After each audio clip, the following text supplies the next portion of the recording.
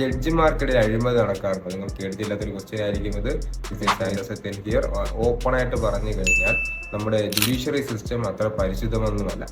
ജഡ്ജിമാർക്കിടയിൽ മാത്രമല്ല, ജഡ്ജിമാരുടെ നിയമനത്തിൽ വരെ അഴിമതി നടക്കാറുണ്ട്. എങ്ങനെയാണ് ജഡ്ജിമാരെ നിയമിക്കുന്നത്? ഇപ്പോൾ ഹയർ കോടതികളിലേക്ക് പോയി കഴിഞ്ഞാൽ ബാർ അസോസിയേഷനുകളിൽ നിന്ന് നേരിട്ട് ജഡ്ജിമാരെ നിയമിക്കുന്ന ഒരു സമ്പ്രദായമുണ്ട്. അതുപോലെ തന്നെ മറ്റൊരു സൈഡില് ടെസ്റ്റ് എഴുതി പാസ്സായി വരുന്ന ജഡ്ജിമാരും. എന്നാൽ ജഡ്ജസ് എല്ലാം മോശക്കാരാണ്?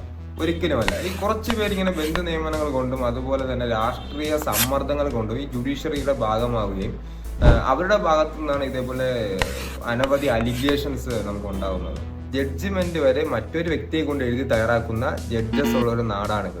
നമ്മുടെ ജുഡീഷ്യറിയിൽ നടക്കുന്നത് മക്കത്തായ സമ്പ്രദായവും അതുപോലെ തന്നെ മരുമക്കത്തായ സമ്പ്രദായവും രാഷ്ട്രീയ സമ്മർദ്ദം കൊണ്ടുള്ള നിയമനങ്ങളുമാണെന്ന് പലരും ഇതിനു മുന്നേ തന്നെ തുറന്നു പറഞ്ഞിട്ടുള്ള കാര്യം. ഇതൊരു പരസ്യമായ രഹസ്യവും തന്നെയാണ്.